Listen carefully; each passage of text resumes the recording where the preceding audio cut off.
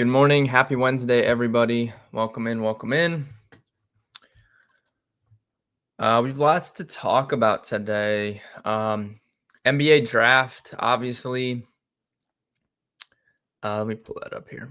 NBA draft going on tonight. We've got golf tomorrow, so we're definitely going to talk golf. Steve will be coming on at 11:30, like his kind of usual time that he's been coming on. So let me know in the comments if you guys have any questions about anything. As far as yesterday goes, if we want to recap, I ended up taking, I think I took like 4 or 5 baseball picks, and I lost 2 units. I hit Texas. We talked about Texas money line, that one. I had Reds. I bet them first 5 instead of full game. They lost the first 5, but won the full game. So I'm an idiot. I should have just bet the Reds. And then I had like Houston parlayed with Freddie Freeman, somehow didn't get a hit. So that sold that. Just, yeah, bad all around. Yeah, just not good. So that was unfortunate, but hopefully we can bounce back today. It was fun to watch Chase Burns. I mean, he pitched pretty well overall. I mean, they pulled him pretty early at like 80 pitches, gave up 3 runs, struck out 8. Just came out on fire, which was really fun to watch. But yeah, we got some more baseball today. And then, like I said, NBA draft, PGA. We'll go PGA first and get that out of the way before Steve comes on. So obviously, last week, finally, we hit another outright. A pre-tourney outright. Like I said, there had been times where we've added guys on the weekend and won, but pre-tournament outright, I think we had to go all the way back to February with Ludwig Oberg. That was the last time we won a pre-tourney outright. Like I said, I haven't bet every single tournament since then, but still, it was quite a while. This week we have the Rocket Classic in Detroit. And I have some long shots on my card this week. So this course is not super hard. You can definitely, there's different ways to win at this course. But we have seen, the bomb and gouge type guys win in recent years. But it's not a hard course. Typically, this is a pretty, I don't want to say bad event, but the field is usually not that good. This is a little bit of a stronger field than usual, I would say, but it's still not great relative to like the signature event like we saw last week.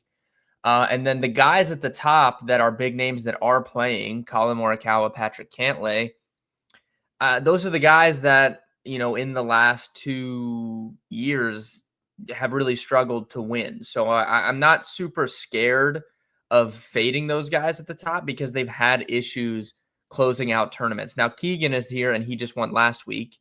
So that's one thing. Ben Griffin's won a couple times this year, but I mean, none of these other guys really have had success, converting wins over the last like year and a half, 2 years. So I'm not super scared to fade them.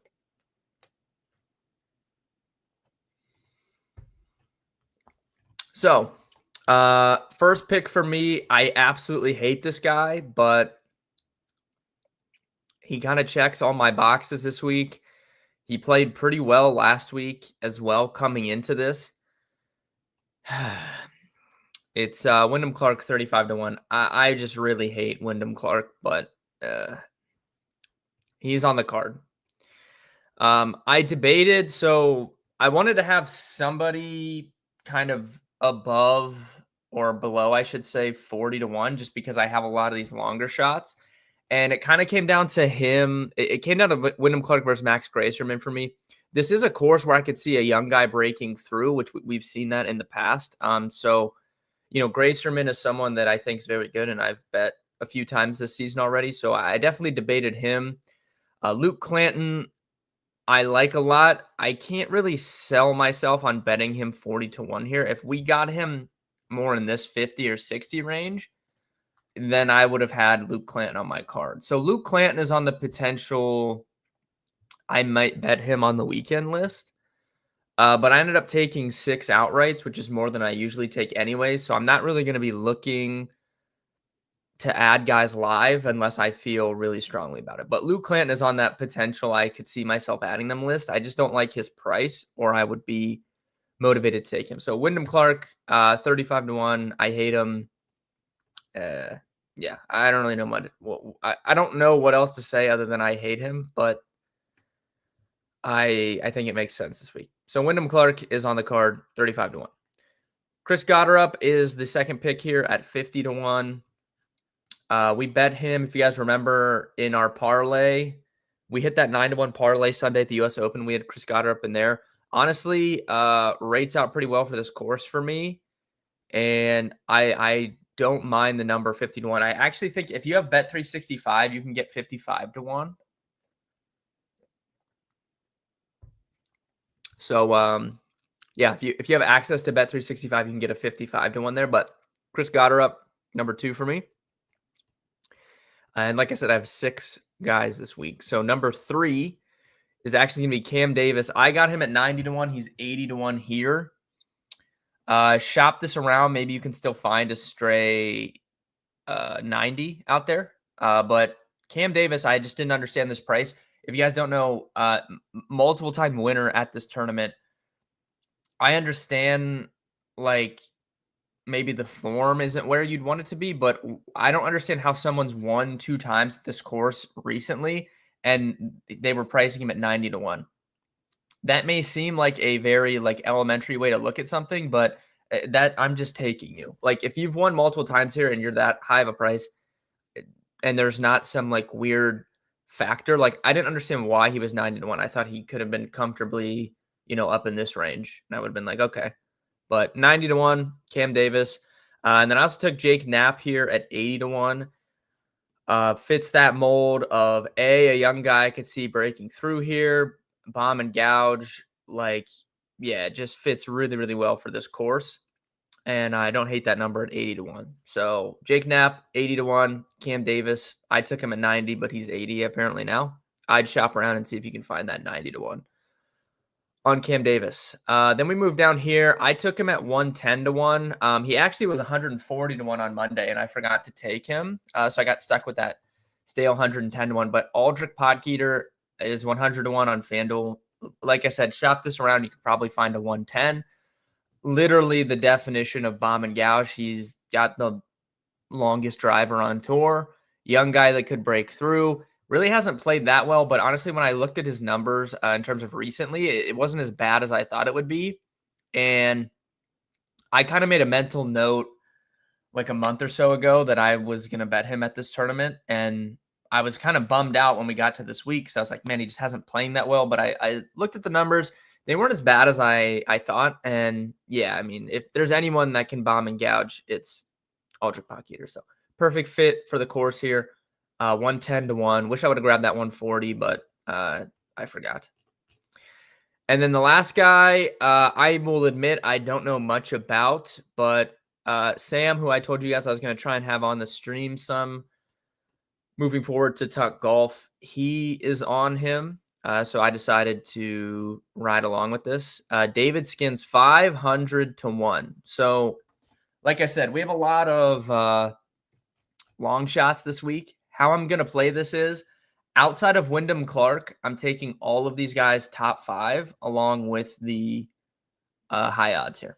So I'm going to have, a quarter unit on the outright, and then I'm going to have close to that on top 5 as well for all these guys, just to kind of bake in, a potential for them to be in there on Sunday and they're not able to convert, but maybe we can still, win our money back. And then including Wyndham Clark, all 6 of these guys, I'll be taking first round leader as well. So overall, basically it's like a quarter unit for me.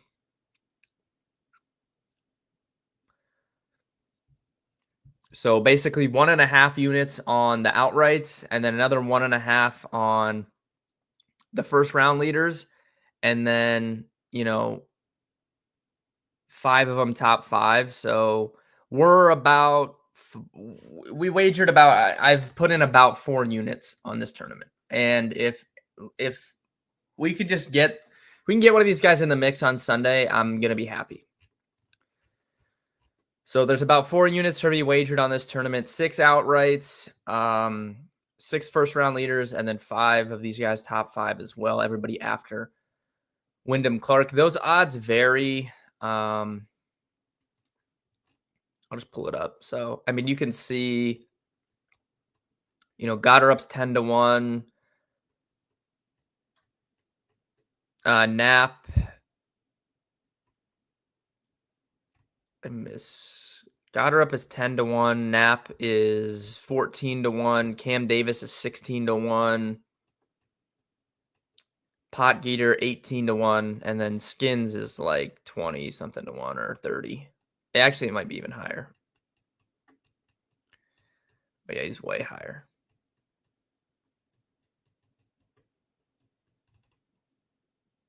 $75-1. So, yeah, that's how I'm playing this tournament. Should be pretty fun. Hopefully, we just get, somebody in the mix on Sunday. That's really all I'm looking for here.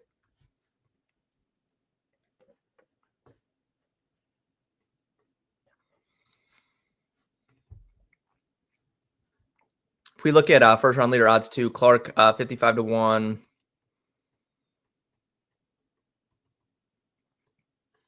Goddard up 75. Cam Davis 80. Jake Knapp is 90. Potgieter 90. So yeah, all right. Hopefully we can get a sweat going. I'm sure we'll be talking about that on stream tomorrow. I don't know, like, if Steve will want to talk NBA draft. I told you guys I was going to look into it last night. I can't believe Edgecombe is such a big favorite to go third. I mean, again, I like VJ Edgecombe. I think he's very good. I still think I'd rather have Trey Johnson. I would put Trey Johnson as the third best player in this draft right now, in terms of where I think they're at right now and where I think they're going to go in the NBA. A lot of mid trades yesterday. Yeah, we could talk about that too, certainly. I thought, like, personally, the one that sticks out to me was the Atlanta trade. I thought people were very, very overrating of that trade in terms of how it helps Atlanta.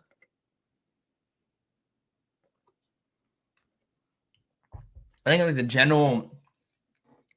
the general consensus was that, like, this, like, really helps the Hawks. Like, they're going to be in the mix in the East. Like, why does getting Kristaps Porzingis put you in the mix for the East? Like, they still need bench pieces.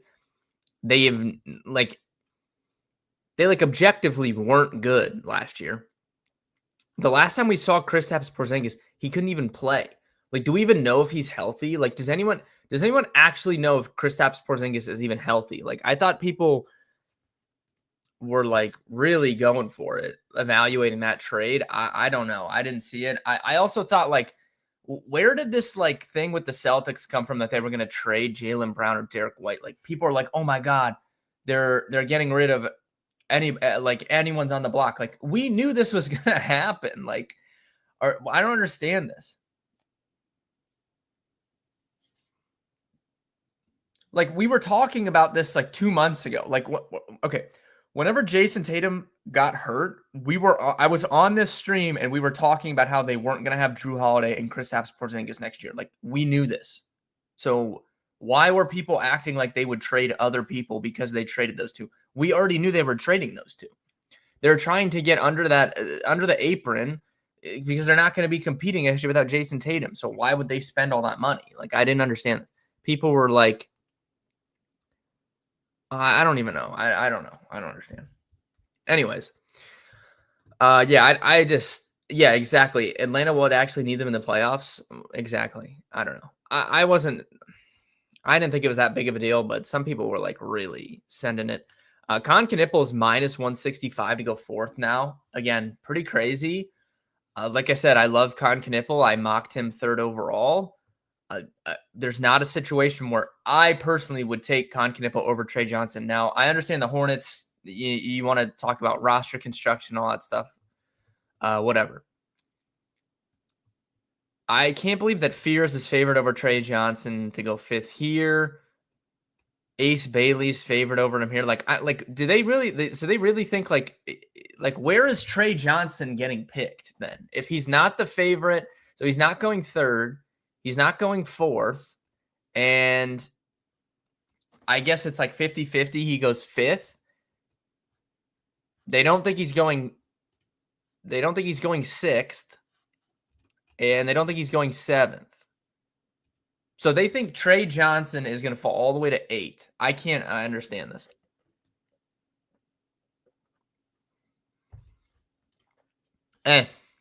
I mean, if you get Trey Johnson at 8, I don't really know what to say. But I think I read something earlier about Cedric Coward. I think the Nets really like him. I don't know if he'll go that high though. I could see him maybe going. If he doesn't, I think the Nets like him. So if the Nets don't take him here, I think maybe the Bulls.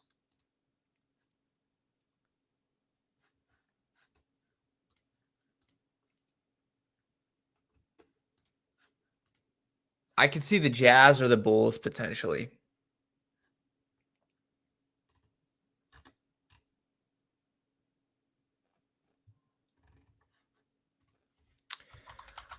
I don't know. Is there any smoke with him to the net? I'm pretty sure I read yeah. Let's see here. It was Yahoo Sports.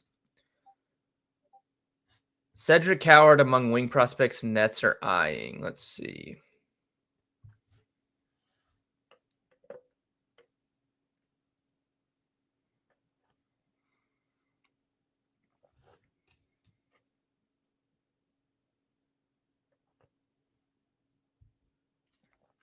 And he confirmed he did work out there in May. That got confirmed. I don't know. How would you rate this draft class? It's an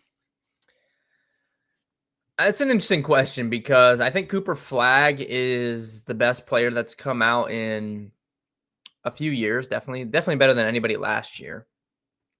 So I really like him. I think VJ has upside. I think Trey Johnson has a ton of upside. I think Trey Johnson's going to be so good. Obviously, you still have Dylan Harper there as well. Ace Bailey, I'm not high on him, but I mean, I would be lying if I said he didn't have, a ceiling.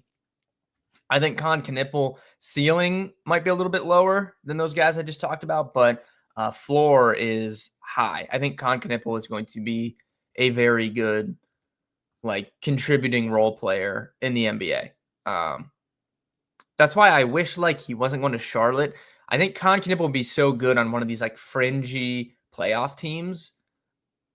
Like Philly, I really wish Philly would just take him. I think he'd be a great fit there. But anyways, I think Fears is going to be very good. So I would say it's definitely better than last year's. I'd have to go back and check the couple prior to that. Someone like Derek Queen does have upside. He's just not going to get he's probably going to be in that 12 to 16 draft range. He has a ton of upside.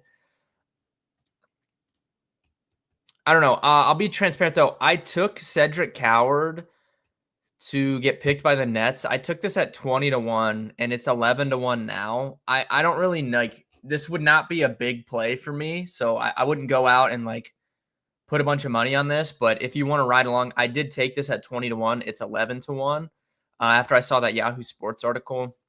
And then I've seen a couple people really hyping him up. Somebody put an article out saying he should go 2nd overall. I can't remember what website that was. But I think he's one of the guys that's probably going to get drafted higher than people expect. I don't know if he'll go 8. Like I said, Bulls at 12 are probably the most likely scenario, or even here at 10. He's 7-1 to go 10. I don't have odds on the 12th pick, but if I could, I think 12 is probably a good range for him. Hopefully the Nets just YOLO it though.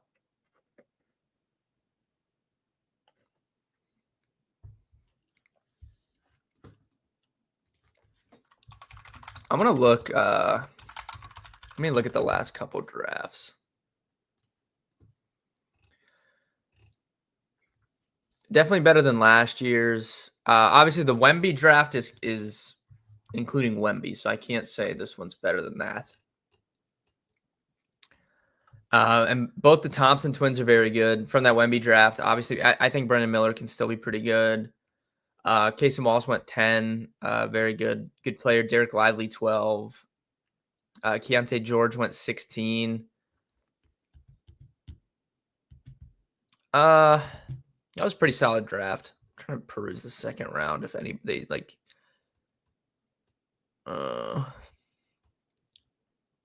Yeah. I don't know. 2023 draft was pretty good. Outside of Wemby, Flag's the best player that's come out. I don't know. I guess maybe not because like Ant is obviously very good. Cade very good. Paolo very good. Let me look at the Paolo draft. Paolo, Chet, Jabari Smith, Keegan Murray, Jaden Ivey, Matherin, Dyson Daniels went 8. Jalen Williams went 12. I mean, this is a pretty bad draft, to be honest with you. So I would say definitely better than 2022.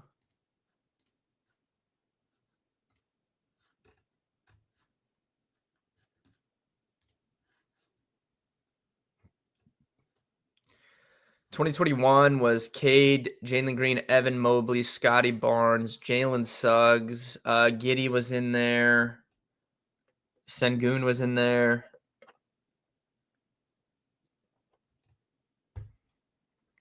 Jalen Johnson was in there. I mean, that's a pretty good draft. Franz Wagner.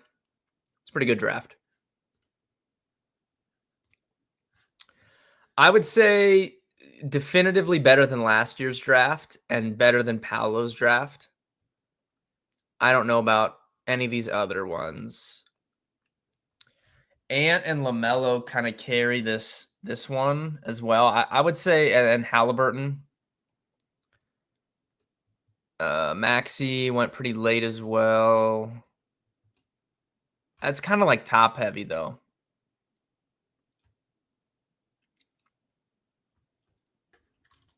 Yeah, I don't know. I'd put it like second or third in the 2020s right now.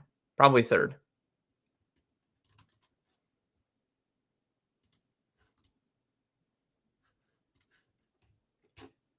I wish I had more than the top 10. Like I don't why can't like if I can bet on picks 3 through 10, why can't I bet on the other picks? I don't understand this. And that doesn't make any sense to me.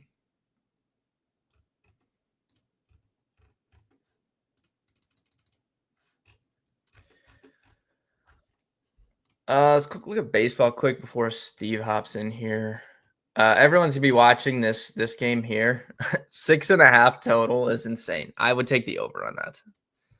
I know these guys are nasty, but Dewan, what's up? We're not accounting for the bullpens here, so I mean 6.5 is a little crazy.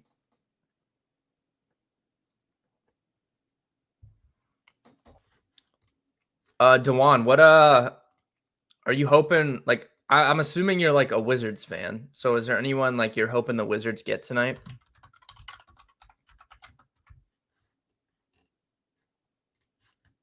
Like if somehow if the Wizards are picking at what do they pick? What do they pick? 6th? If somehow the Wizards have Trey Johnson on the board at 6, I don't understand how you don't take him.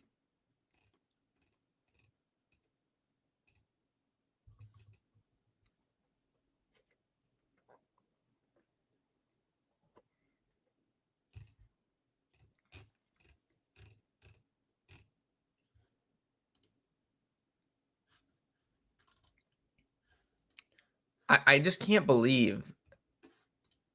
I don't believe that, especially with how the NBA rates players today. I just can't understand how Trey Johnson would go 8th overall. I don't. That doesn't make any sense to me. I don't believe it. I'm gonna say he goes before that. I'd be pretty surprised. Player that can make us better and play well besides CJ. Yeah. Oh yeah. We didn't talk about that trade either.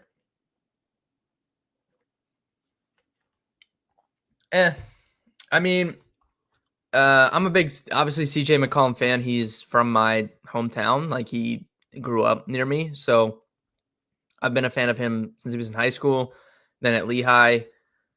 Um, yeah, I would rather have him than Jordan Poole. So I don't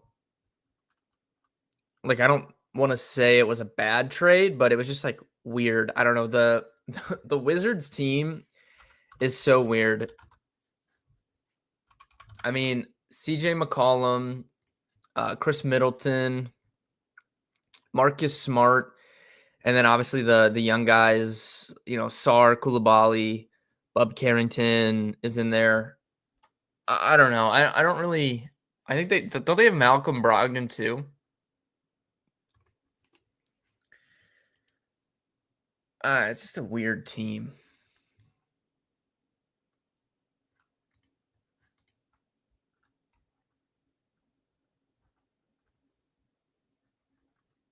He'll make more shots than Poole. 100%. I think CJ McCollum is a better player than Jordan Poole. Despite Jordan Poole having a championship ring, I think CJ McCollum is better. Oh, did you guys see that? Oh man, I can't remember what podcast that was on, but Draymond was talking about.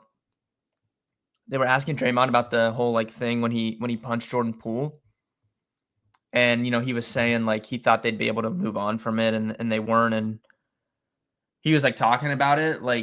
It's pretty crazy to go back and think about that, because the Warriors had just won another title, and that's kind of what really started their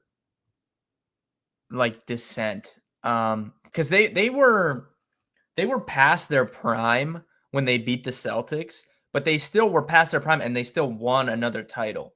So I think that it's a hypothetical, so it's easy to say this could have happened. We just don't know, but I really think the Warriors could have won another championship if that whole thing didn't happen, and then they had to trade him and that stuff. I don't know. It's interesting to talk about. I still think they could have won another one though. And I mean, they messed up picking James Wiseman. That obviously was a terrible pick.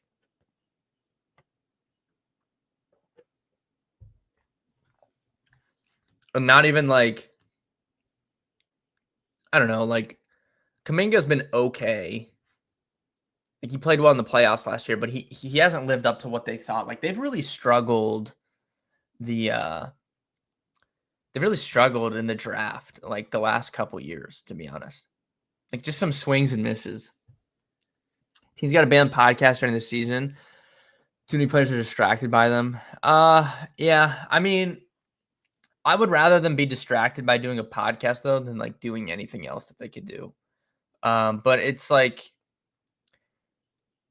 it's just a different time, I guess. It's weird to hear, Draymond, going and doing a podcast immediately after finals games and talking about it. It's definitely weird. You would never, think about some of these old players,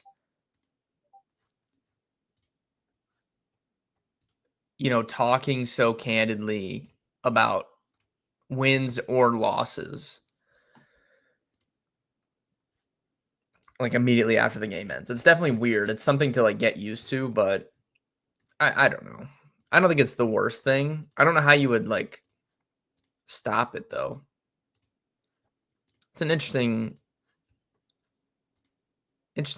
conversation though. It's not the worst thing that they could be doing though. They could be doing worse things. Let's bring Steve in. Steve, how are we doing today? Good. How you doing, Ben? Pretty good. Got a NBA draft starting up tonight. Yep. Yep. We do. And obviously NHL. Just a quick shout out before we move on from that as we head into draft season. One of the data sets that we're adding to SportWise is historical draft and information back to 2017. We might even be able to go back further in the future. So this will be, I believe we have NFL already in there, or MLB. Can't remember which one. And we'll be adding the other three major sports over the next little bit, particularly as we head into draft season. So I actually have it in development. Like I can probably show you what it looks like in development, but it's pretty cool. I like for those at home, if you like the draft or like seeing where uh where teams have picked previously, it's kind of a cool thing. So if we want, we can, if people are interested in that, let us know in the comments. We can take a look at that in development, although it's not available in production. Yeah, I think that'd be interesting. We were just talking about the Warriors, like kind of like have really struggled drafting. They had like a weird, like, they kind of were still in their window, got rewarded with that high pick, messed up by taking James Wiseman, and then Kaminga really hasn't, developed into what they thought. Moses Moody's been like okay. Like the Warriors really just have struggled drafting recently. Like, so honestly, they probably could have like another title if they would have drafted a little bit better. Okay, let me pull it up right now. Let's take a look at it. We can go like quite literally look at the performance of those players this year and look at teams drafting. Yeah, and I don't know, like you would know more than me about like the NHL draft. Like I would be curious to like hear your thoughts on.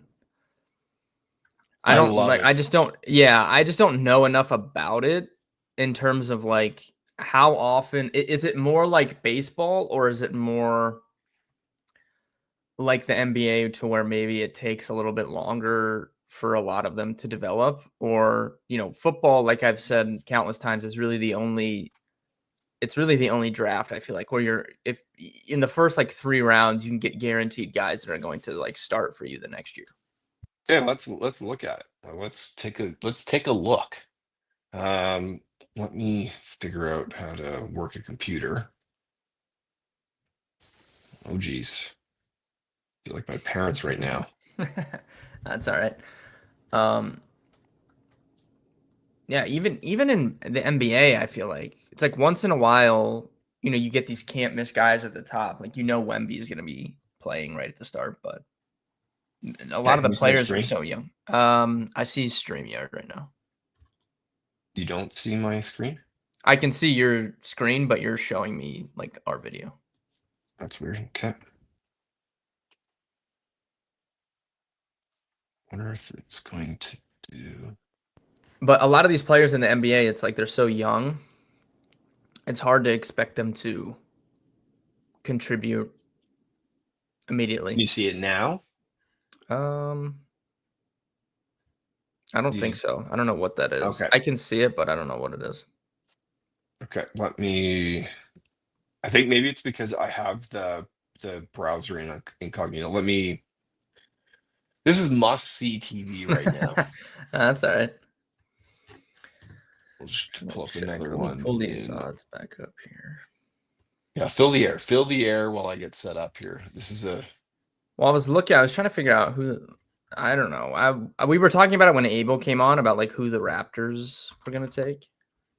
Yeah, I'm curious to hear your thoughts on that. Okay. Yeah. Do it over. Guru, if you're still in the chat, who is your favorite team? Also, I don't know if you've ever, I don't know if I know your favorite team. I know you're always in the chat. I just don't know if I know what team you root for. All right. Raptors are at 9. Oh, Lord. So I thought that they were going to take Malawak, but it seems like people think he's going to go before them now.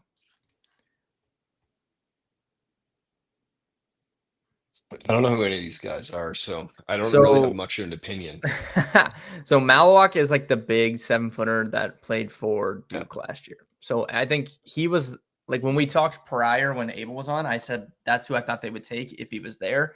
Now it kind of seems like he might be gone. So Noah Asenge is the favorite. So he plays in the German league right now. And then he just got I don't want to say like he's been in some like questionable things because his team is in the German league finals and I think they're up 2-1 or they're down 2-1, one of the two. But his team's playing in the German league finals right now.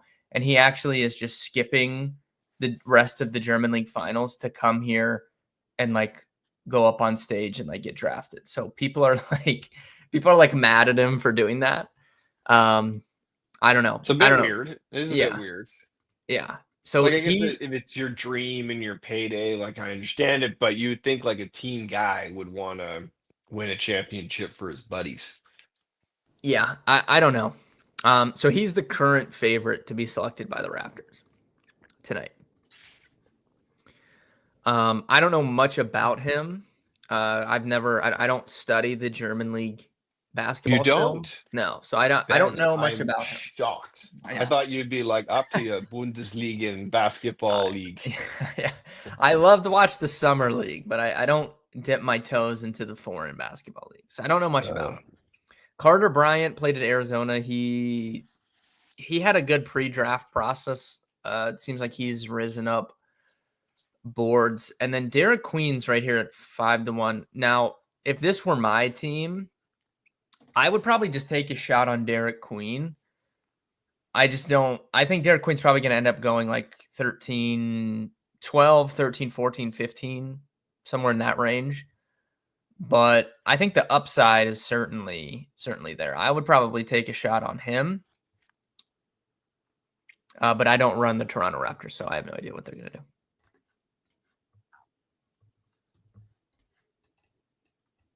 Okay, do we want to take a look at this draft class? Oh, yeah, here we go. Oh, wait. There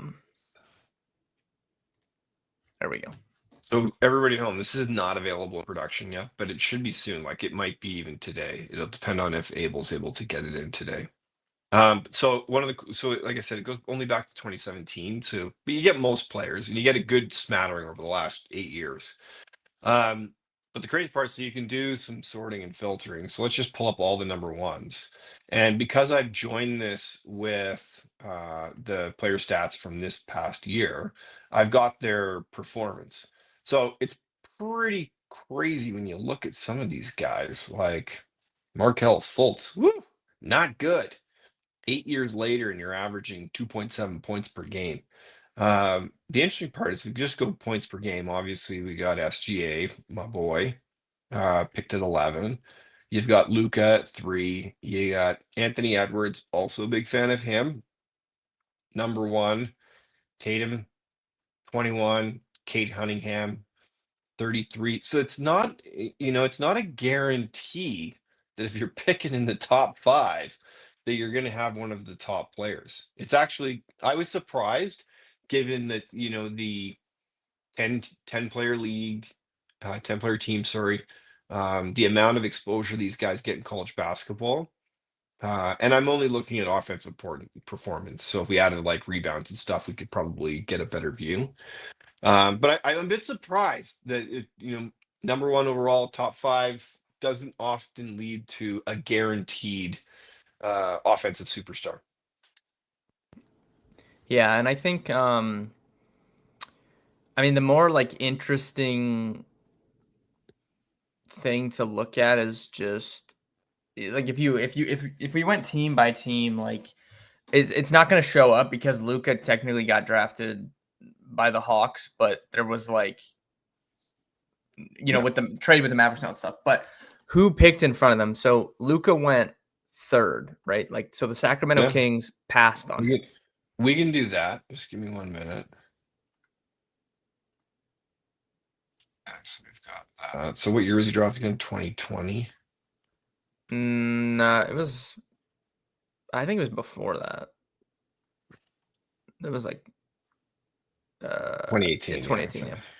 I was gonna say. All right, but so like just looking at the teams that passed on him, mainly Sacramento. I always like to make fun of Sacramento on the stream. So if there's any Kings fans, they probably don't. They don't tune into the stream anymore because I always make fun of them.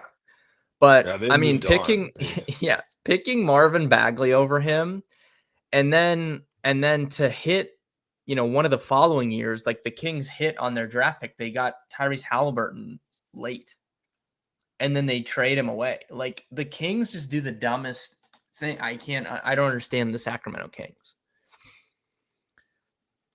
Let's bring him up. Yeah, they got Halliburton at 12, which is a great pick. Traded him away. And then other than that, like Davion Mitchell, not on the Kings anymore. They took him 9th in 2021.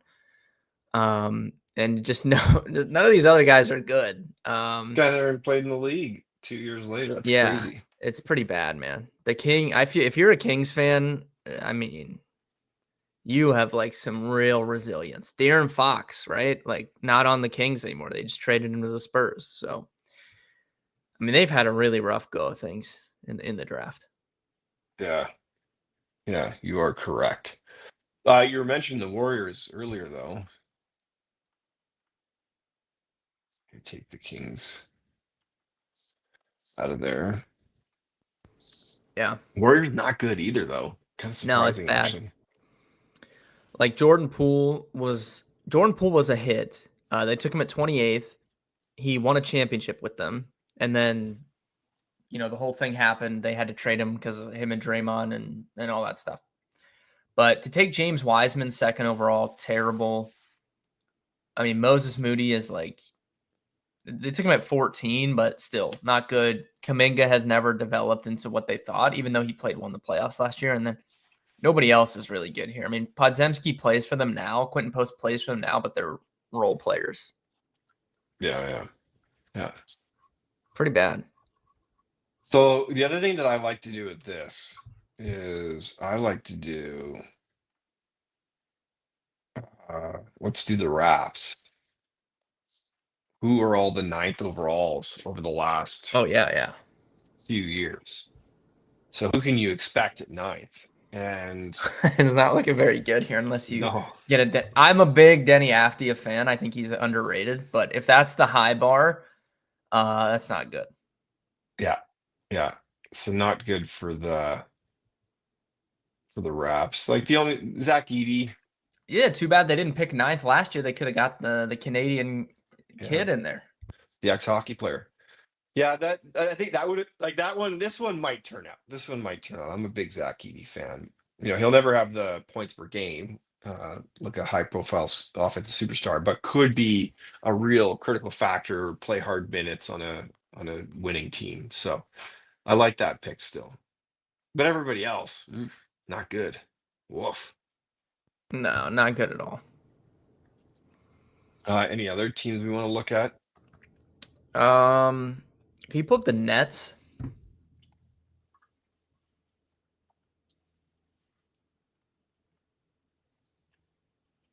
Yeah, I mean, it's pretty bad.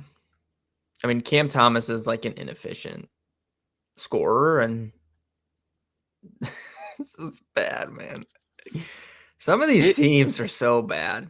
That was but my observation was like, I'm kind of surprised that, so you have 3,000 schools in the US that have basketball teams.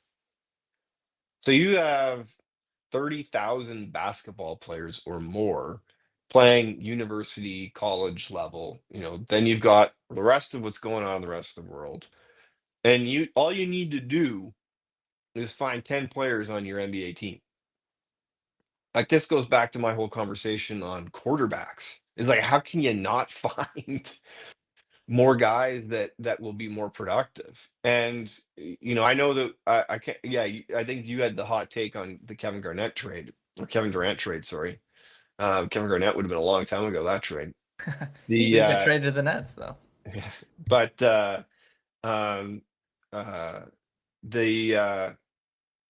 why do people keep going back to the well of these like old guys? I think that's it, because you look at the draft history and it's bleak. It's not good.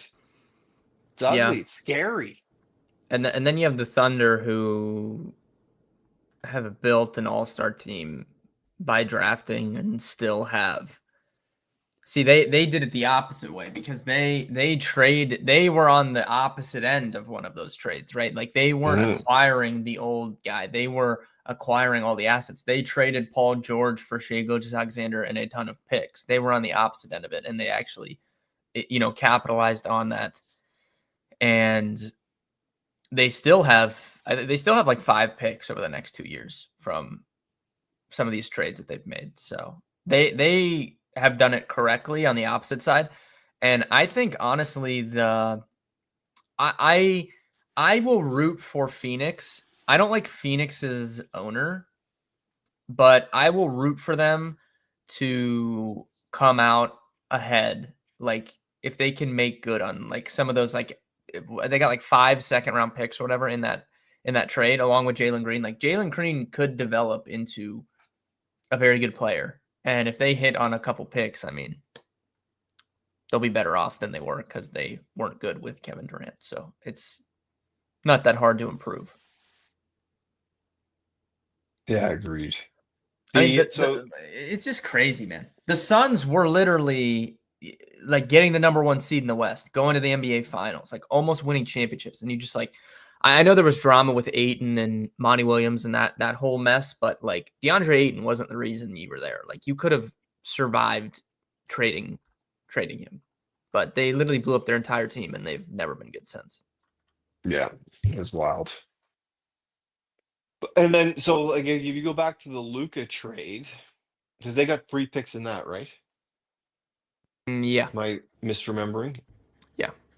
So, being I played basketball in high school, but I don't follow the NBA as closely as I do the other sports. It's probably my least covered sport.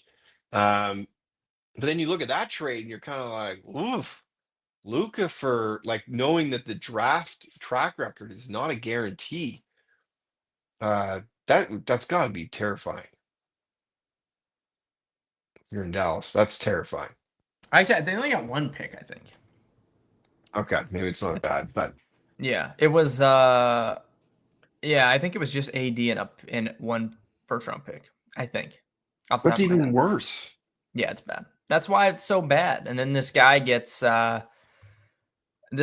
rewarded for a bad trade with the number 1 pick. Like it's just insane. Like if Kyrie Irving doesn't get But hurt, they would not even have the number 1. They would have made the playout. Like they wouldn't have the number 1 pick, and it would look really bad.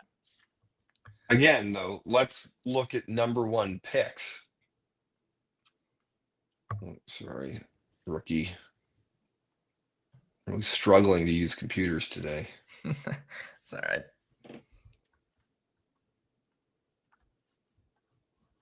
I have filtered here.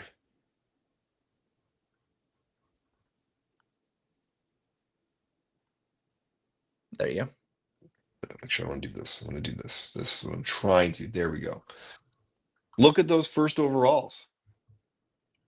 Yeah, in recent years it's been better. Like I would say Wemby obviously is great. Paolo good, very good. Cade very good. Anthony Edwards very good. So in the 2020s, I would say we've had 4 very good number 1 picks. Agreed. But prior to that, when you think of like, Markelle Fultz, DeAndre Ayton, even Zion has just never, I agree. he's Never turned out. it's never lived up to what he was supposed to. So it's been pretty bad. But it started to get better. And then What do you think of Zachary? Yeah, I don't think he's bad, but definitely only went number 1 because everyone else in his class, it was kind of a subpar class, I would say. But then we know Cooper Flagg is going to be pretty good, I would say. So, the 2020s have actually been pretty good, I think, for number 1 picks. Yeah, fair enough. Do we want to look at hockey really quick, or do we want to keep going NBA? Actually, I do have one other NBA, like basketball topic. So Okay. I can't remember if I posted this in the Discord or not. I think I did, but John Boy Media posted like a nice commentary on Caitlin Clark's last game, and the treatment that she's getting in the WNBA is astonishing to me. That they like, why is that happening? Like, do they just dislike her personality so much? You hear stories of people not really loving McDavid because he's whiny. They didn't love Crosby because he was whiny. And so people just don't like those superstars. And so as a result of that, they find themselves in conflict. Or is there something else going on? Because like that was like 5 minutes of hilariousness, but also just absolute shock in the way that the officials handled that game and the way that she was treated.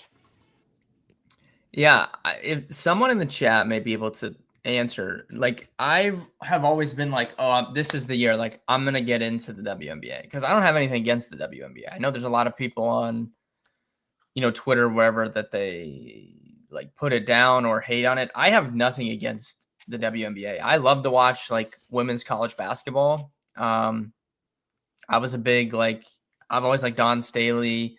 I root for Asia Wilson when she was at South Carolina and stuff. So I like women and I love like women's college softball. So I don't have anything against the WNBA, but I feel like every year I'm like, okay, I'm gonna get into it this year. And I just have I've never like sat down enough to like watch it. So I don't know like the dynamics of it. I don't I see like the clips and stuff and like there's always like it seems like there's always like fights going on and stuff. Like I just don't know enough about it to comment as to why it happens. So I don't know if someone in the chat can answer that. I'm sure everyone has like an opinion on it. I don't watch it enough to know, but I'll have to go watch the breakdown of it. I am like I'm fascinated by it for a couple of reasons. I think that women's sports are going to have a meteoric rise. And it's because the players are so much more marketable than the men. I think we've talked about this in the past pod. And right now is the dawn of an era where you have someone like Caitlin Clark, who is literally really good. Like in that clip, she gets punched in the eye, like eye gouged, knocked to the floor, and then the next play gets the ball and like bombs a three from essentially half court over the girl, and then like gets in her face and screams in her face. So I can understand why they wouldn't be happy about that, but at the same time, you also thumbed her in the eye, pushed her to the ground, like no fouls, like no ejections. Actually, they might have given the girl who thumbed her in the eye a technical, but like light punishment for essentially a hockey game on in the WNBA. And so now is the time because it is entertaining. But the part that I don't understand the dynamic, like it looks way more violent than men's basketball. Like they're in each other's I've faces, seen they're more hitting clips. each Yeah, other, I've like I've seen it's more clips of crazy. like fights and stuff. I do agree with that. So the game was out of hand, like they were just killing them. And then one of the I don't know who all the players are, but she's coming down in a layup, and one of the defenders on Caitlin Clark's team just like grabs the girl and like slams her to the ground as she goes up. And then Jumbo, if any, like all, I'm sure all of you have seen Jumbo. Like, I just love his content when he does the slow-mo breakdown, and she just repeatedly says to her face, "Do something about it. Do something about it." It's man, I was laughing so hard last night at his commentary. Uh, but again, like I just look at it, like it's is this the product that they're putting out? It's extremely entertaining. It's drawing people in. It's good basketball and it's full of drama. But I'm just so confused at the treatment of the players towards obviously the next best player. Like she's gonna put this sport on the map. And people are like punching, like poking her in the eye. I don't know. Yeah, I don't have an answer. I don't like it is like I don't know. It's interesting. Okay, we can move off it. But anyone at I'll have to go home, I'll watch like that breakdown though. I'll have to go check that out. come make sure you join our Discord. And I'm pretty confident I posted in the basketball discussion last night. Oh, okay. And Is that it what that was? yeah, it's like 6 minutes long. My wife is like, Okay, "What are I you saw that. watching? Why are you howling to yourself and watching a 6 minute video on the internet?" Um, but it was astonishing and it was hilarious. Yeah, if you guys haven't already, go to rollinginsights.com. Go down to the bottom where all these social links are and get in the Discord. Um, like I said, we're gonna try and get as many people in there as we can prior to football season, and then I told you guys there could be some surprise. There could be some off the radar live shows in the Discord during football season. That is certainly potentially on the horizon. So go hop in there. Yeah, and if you, I know you guys can just access Ben whenever you want, but if you guys want to talk to me, I'm in there. Yeah, you can. Yeah, and other people too. You can mess. You can mess with everyone in there. Okay, I'm just quickly creating a. Do I really care about this? Actually, let's do TOI, time on ice. If I can get this calculation in my mind correct. Yeah, so 60. I'm super interested. Like I said, while you're doing this, like, is the NHL draft more like basketball, where it might take them a little bit of time, or I mean, are these teams getting legitimate like players right away? It is dependent on position.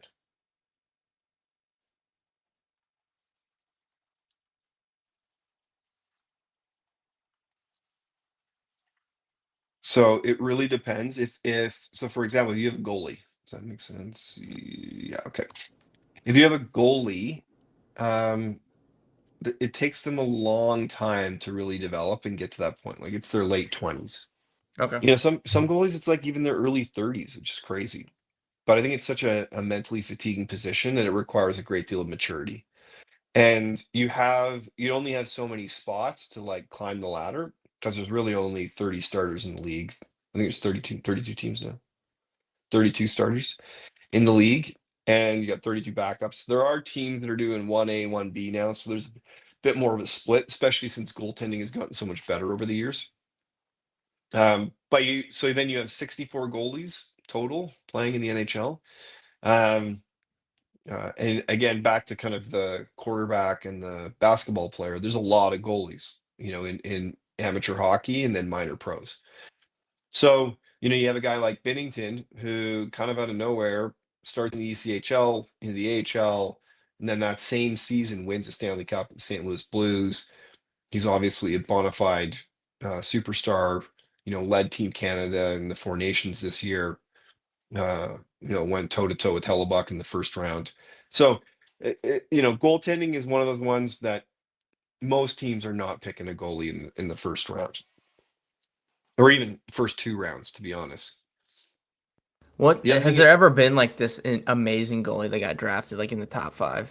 Like, has that ever happened? like Carey Okay. Price, and then had like an immediate impact and was Yeah. a superstar. But let's see if I can add position here. Do we have position on this? I'd have to edit the data space. We've got position here. Okay, let's do that. So let's look at the goalies. Jake Ottinger was in the first round, 26 overall, pretty good. Ukko-Pekka Luukkonen, UPL. I've had him in fantasy leagues thinking that he would turn around, that Buffalo would become a team. Hasn't really turned out. Michael DiPietro, we're talking, these guys were drafted 8 years ago. Still hasn't made it. He's still a high pedigree. Michael DiPietro, no idea where he is. Matthew Villalante, no idea. Stu Skinner, we just saw him. He might be Yeah. homeless next year. Yeah. Karel is no idea. I think he's playing somewhere. Daniil Tarasov. No idea. No idea. No idea. No idea. Swain in fourth round, 111th overall. So goalies are an absolute crapshoot. And if we go sort by minutes, like you get an idea like Dustin Wolf, probably the top goaltending prospect because of his size, seventh round, 214th overall. So a bit of a crapshoot there. Let's look at defensemen next, because defensemen are also one that they take a lot longer to kind of mature into the players that they are. So let's do this a bit differently. If we do kind of defensemen, so Buffalo Sabres have picked two number one overall defensemen. They still suck. These two guys are going to be really good. They're going to be really good. This guy's been in the league for 4 years already. This guy's been in the league for 7. And Dahlin he's the captain. He's a legit defenseman, 68 points. He's good. But it just takes them so long to get to that point. The only guy who I think would be an exception on that list is, I don't know why he doesn't have any stats. Oh, I bet you there's a spelling error right there. That's not how you spell his name. Let's get that fixed. Whatever data source that we picked it from had a spelling error. But the Kel McCarr would be the one that would be on that list as an anomaly. And in many ways, you could probably compare him to Bobby Orr, like that good. Picked fourth overall. David Reinbacher, 2 years ago by Montreal, hasn't played a game yet. Could be a dud. Moritz Seider, he's been in the league for 6 years. 46 points, 25 minutes. He's a big dude. So maybe he's rounding out now better. Jamie Drysdale, who was recently just reunited with his buddy Trevor Zegras in Philly. 20 points for an offensive defenseman, 19 minutes a game. Like, that's not what you want from a sixth overall. So it just takes these guys so much longer to develop.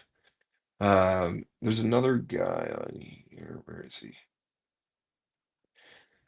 Simon Nemec. He's had a lot of kind of confrontations recently with the Devils because he wants to play in the NHL. And they're saying, no, you need more time to develop. But he's like, I'm a high draft pick. I'm ready to do it. I think he played decently well in the playoffs. I think he scored a goal. But they're holding him back, kind of knowing that the development plan for some of these guys, even if they are super high-end prospects, it just takes them longer. They got to get more pro minutes. They got to get bigger. They got to get stronger. They got to get better spatial awareness defensively. So I wouldn't draft any defensemen.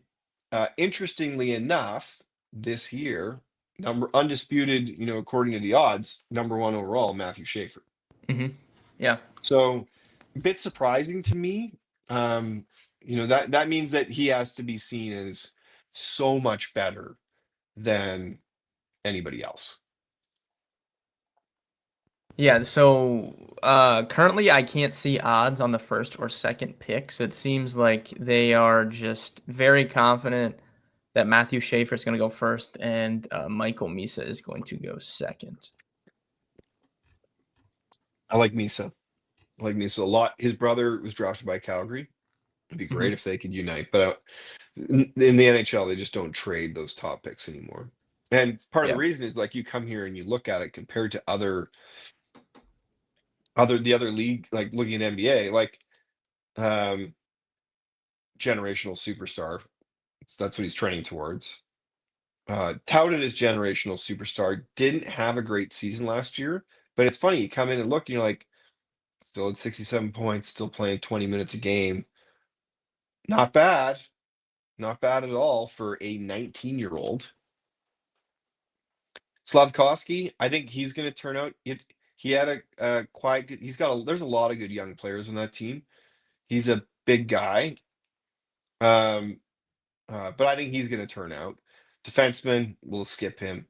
Lafreniere, he's an interesting guy because I thought the Rangers would give up on him as they go and they kind of sell all their players. He hasn't really turned out like they thought. They got really good for a brief period of time, but not really because of the draft, because they had a bunch of people that wanted to play in New York City. Adam Fox, Panarin, etc. So he hasn't really turned out, but 45 points, not terrible. Half point per game in the NHL. Not a generational superstar, not even a superstar, but a good player. Jack Hughes, he's a superstar. Probably took him a little bit longer to get to that point just because he was undersized. Darling defenseman will skip. He sure was a bit of a surprise that year, but he's not a generational superstar, but he's a superstar. And he's the captain of the team, and he plays center. He's a centerman. Any guys that are centermen, higher value as just because they have to play more of the ice. So you look at it, you're probably going to get somebody pretty good in the NHL. Like, I'm a bit surprised again that it's Matthew Schaefer just because he's a defenseman. But you're probably going to get somebody pretty good. Yeah. So what? I mean, what's your thoughts? So, like I said, I can't see odds on the first two. I can see Frondell. I think that's like this guy's name. He's Anton, yeah. Yeah, so he's basically minus 195 to go third. So they seem pretty set on him going to the Blackhawks. And then Caleb Desnoyers is minus 160 to go fourth.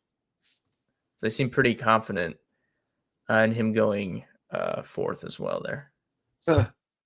I'm really shocked by that. Again, and maybe I just didn't follow enough at the end of the season, but I just thought Hagens would be higher. American-born player, um, U.S. national program. He's the favorite to go fifth right now.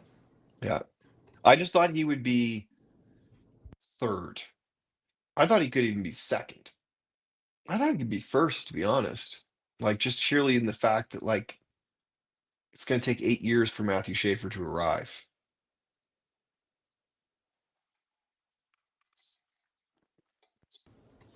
Yeah, it's pretty interesting. Calgary, what they have like 2 picks, right, in the first round?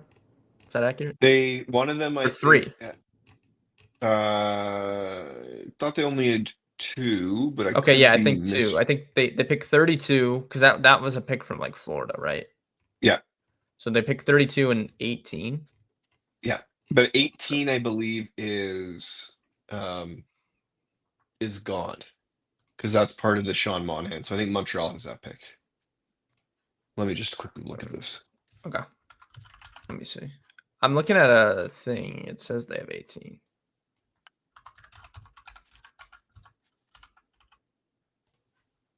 I'll confirm. Okay.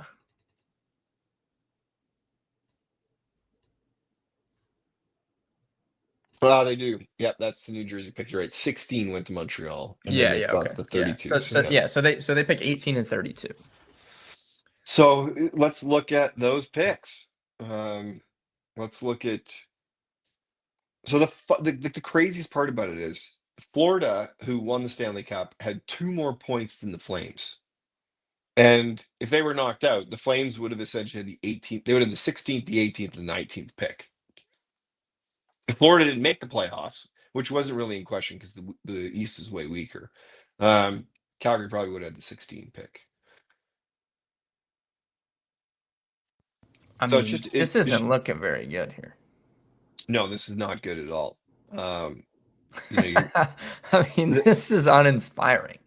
this is, but you do have. There's 2 guys here.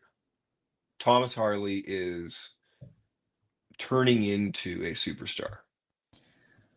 Again, Okay. it's 6 years later though. Yeah, this is like fascinating to me that I could pick. You're telling me I can pick 18th and I may not get anything out of that. And if I do, it may take 6 or 7 years. That's crazy. Yeah, he was a highly touted player. So do NHL teams, do they ever trade picks? They do. There'll be a lot of activity, but not out of that top. So that you kind of have your top 3. They're a lock. Then you have top 5. It's kind of that next group.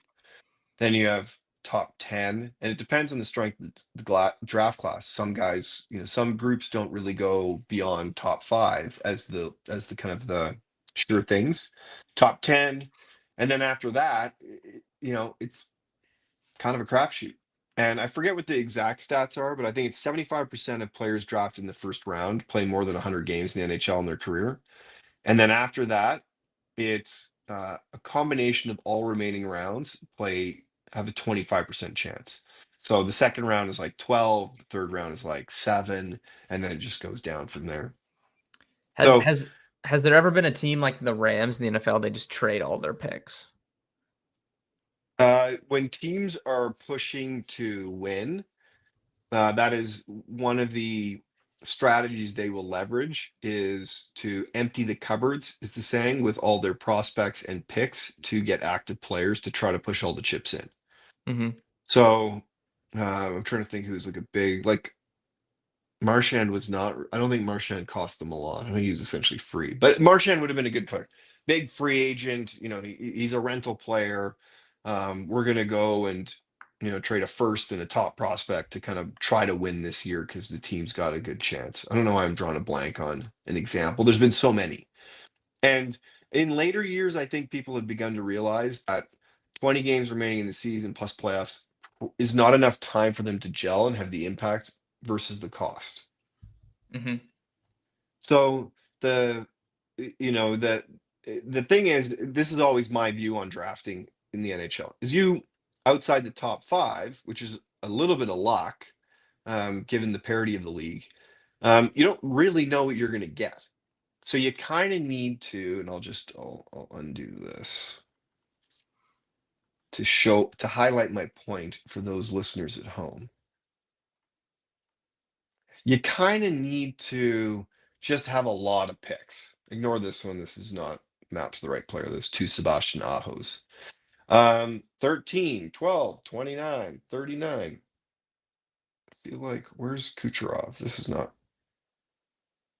Oh, because it's missing the older guys. Anyone drafted before 2017 is not on this list. But you look at the list, it's like it's all over the place for the top point producers who are less than 8 years in the league. You're going to get a lock with your number ones, but you just need to have Drake Batherson 121, Protas, the giant in Washington 91, Lane Hudson, he's going to be like a legend 62. So you just need lots of picks because you just don't know who's going to turn out outside those top five guys. So I would say, yeah, because the NFL is kind of weird. It's like at the top of the draft, you know that you're very likely to get starting caliber players, but at the same time, I would say most of the good teams or analytically advanced teams would take that kind of mantra of like, we just want as many shots as possible because we don't know. Like we would rather have as many chances as possible to hit on players. So Yeah. I guess Yeah. it's very Probably similar similar. to that. Yeah. Similar to that without the kind of guarantee that you're at least going to get someone that can start if you pick 18th. Like they're going to play, like someone in the NFL that gets picked 18th is going to play immediately and be very good, most likely. Yeah. Yeah. Not in the NHL, and not when you have to, you've got a 23 skater roster and you've got to win a spot from an existing player. It's just really hard. And you got an 18-year-old playing against 27-year-olds, where in the NFL they played, presumably a couple years of college. They're a little bit older. There's less of a size difference between them coming out of college versus going into the NFL. Mm-hmm. So that's the thing. Like, think of what you look like when you were 18. You're probably just a string bean. Oh, I mean, Steve, I don't think anyone. I wasn't quite doing content yet, but I mean, we're talking. I probably weighed 118 pounds when I was 18 years Exactly. I weighed 165 and same height. I was old. playing a lot of I was playing a lot of hockey at the time, but like you can't play in the NHL at 165 versus guys that are 6'4", 220. Now, those years after, you gain weight really quickly. So a lot of those guys mature a little bit later, but Yeah. and then again, you look at the guys who, like, Jack Hughes would have been in that list of really, really light and slender. But it's remarkable to me that you have guys like Macklin Celebrini who got in as an 18-year-old. 18, 63 points. He didn't even play a full season. That's 19, insane. 67 points. This guy, they were like, ooh, he's a bit of a bust. 51 points. He's 20. That's nuts to Yeah. me. So I was going to ask you about him because when I was on Sports Cards Live on Saturday night, obviously we this past Saturday, if you guys tuned in, we talked. We had a hockey data space. We were looking at hockey card prices from the first time I ever went on their stream, which was in like January, compared to now. And we had weighted out the young players and we looked at their card prices. And I thought it was interesting, like they all seemed pretty down on him, and I don't know about hockey, enough. So that's why I wanted to ask you about him specifically, because they seemed like unimpressed with him, and his card price is pretty high. Yeah, the interesting thing about Montreal is like if we talk about like we'll just rehash the conversation that you had on Sports Card Live. Like I was listening, so I feel like I was in a conversation. I was talking to myself. You couldn't hear me, but like Montreal is such a fanatical market that they get laser focused on these superstars, and they buy them as much for their personal collections as they would as an investment instrument. And so if you look at Slavkovsky, like if you look at the players that they've drafted, like he's not bad, um, and he's still relatively young, uh, but his performance in terms of points comparative to some of the other guys on the team, uh, kind of give like if you compare him to like Cole Caulfield and Ryan Poyne, this is the guy that was just traded for Zegras. Cole Caulfield, like he's got 70 points. He's higher. You've got Demidov, who just came at the end of the season. I think he played one game or two games. First game scored like an absolute beauty. He was quite dominant in the playoffs. So some of these guys have started to leapfrog him just in terms of the eye of the Canadians. But anytime you're in that market, you're going to get people who just collect those cards because they're just fanatical about hockey. It would be like Eagles fans collecting Eagles paraphernalia illogically. Now, the long view of it, so people are probably overpaying for his cards right now. The long view of it is he probably will be a really, really good superstar in the end, just because he's big, he's talented, he's still young, he's going to play in a good team. Um, So, like, it wouldn't be a bad buy.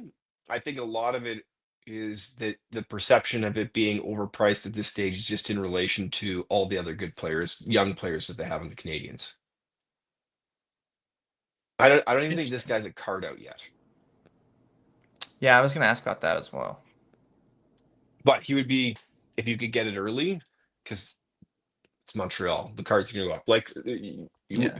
the funny part is on that, you showed Mason McTavish, and after we had looked at it originally, I was like, oh man, I should go buy some Mason McTavish cards. Mm-hmm. Because he's again going to be a really like his performance shows you that he's going to be really good. And then I think he was the highest percent change in terms of his card value. Yeah.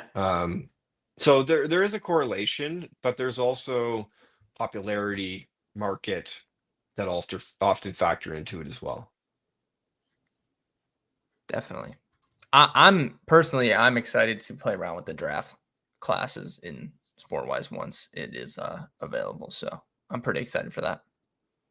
Like Yeah, just it the should be NFL sometime draft this stuff week. I'll be able to do next year is going to be so fun. Yeah, the NFL one. Do you want to quickly look at that one? I've got that one. We'll just take a quick peek. And I didn't pull up like we can add stats to it. Like obviously Yeah, yeah, that's yeah. the power and flexibility of it.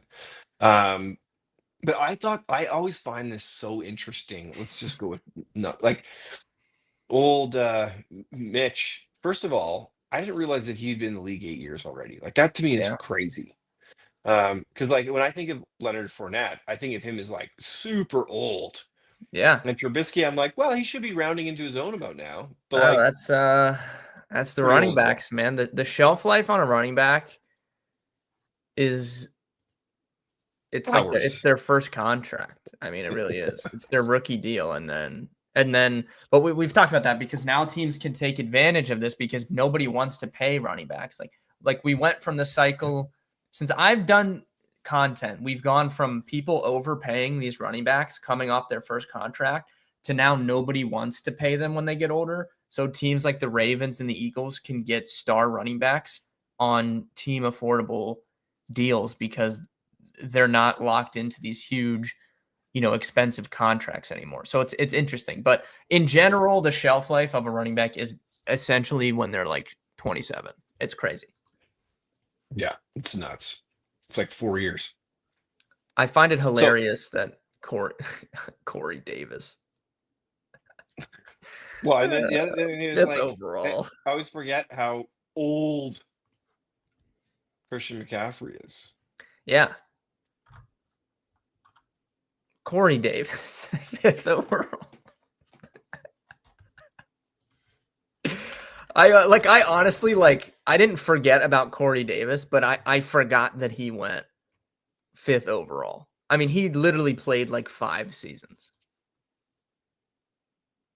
And I was receiving. Oh my lord, that is just so funny. So he didn't even play last year. Oh, interesting. That's No, quick, he's Corey Davis has quick, been out of the quick, league for multiple years. quick to be out. Quick to Yes. be out. I don't think he's played the last 3 years. So here's another one that I wanted to quickly look at for NFL. And then we got to jump.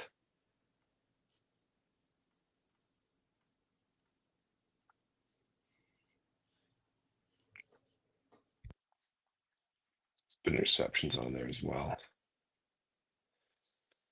So you look at QBs.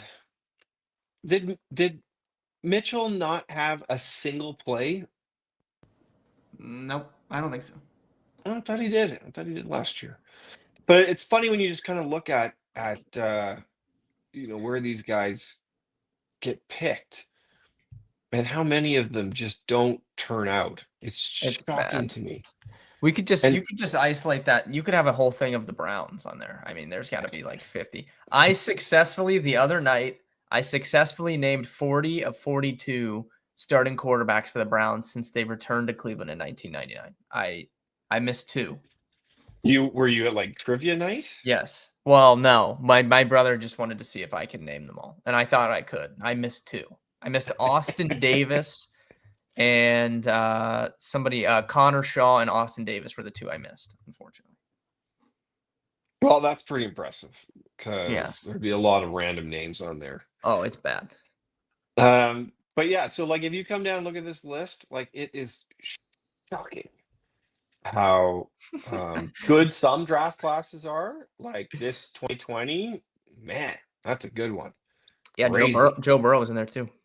Joe Burrow, Oh Tua, yeah, Joe Burrow, Tua, Herbert. Love, Hurts. Very good, Good, yes. very, very good. And then you look at some other ones, you're like, oh God. Woo. 2022 is really bad. Pickett and Malik Willis and Ritter and those guys, very bad. Not good. Not good. And they were picked a little bit later. This one's actually an interesting one to me. Like if you went back and redid it, who would you take? I know we've asked this one. No, then I'll jump, but who would you take? Who would you take of these 3, actually? Right, Anthony Richardson is definitely third. So going into that draft, I had Bryce Young 1, CJ Stroud 2. I got a lot of hate on that, especially because I'm an Ohio State fan. And then after their rookie seasons, people were they were killing me on that. But after last year, I would say it's a little bit more even. And I wasn't saying CJ Stroud was like not good. I thought it was 2 really good picks to start the draft. So I would Yeah. still I'm really hopeful Bryce Young is going to be good, and he played very well at the end of last season. So I'm very curious to see how he plays this year. Yeah. Cool. Well, hopefully folks at home enjoyed kind of cruising through memory lane here. I love this. Like, it's funny. I do this with my dad all the time. It's like pull up the draft class, add different stats, kind of rank and prioritize them. So I'm really excited for this to be in production. Well, I'll post the Discord once it's there. So go join the Discord, sign up for SportWise. If you're interested in Coach, our AI helper, our AI assistant, our parrot on your shoulder, message Ben, and he can get you early access. Yeah, definitely. All right, thank you guys for tuning in today. Good luck tonight if you're betting, playing fantasy, any of that stuff. Tomorrow, same time, same place, 11 a.m. I'll be live. Golf sweats and everything else. So good luck tonight, and we'll see everybody tomorrow. Later, everybody.